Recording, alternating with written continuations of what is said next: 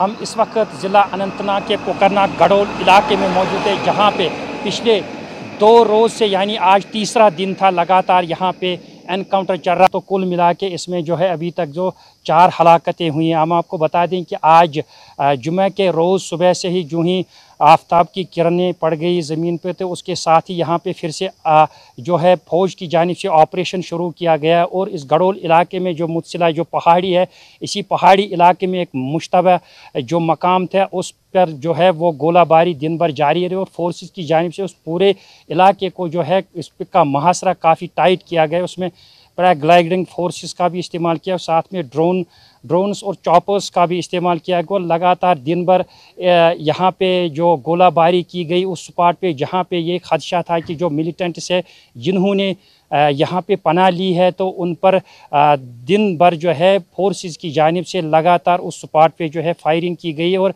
खदशा ज़ाहिर किया जा रहा है कि वो मिलिटेंट्स जो है जो अक्सरियत पसंद है वो इसी इलाके में अभी इसी घने जंगल में जो है एक स्पॉट पे जो है वो फंसे हुए हैं।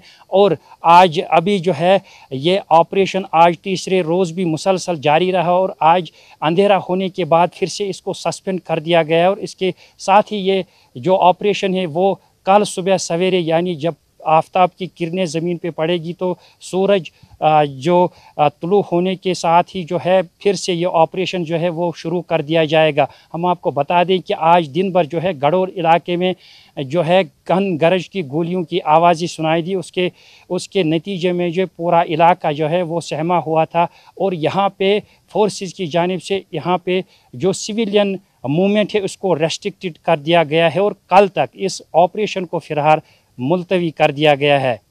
मीर इशफाक, ETV भारत, कोकरनाग, अनंतनाग।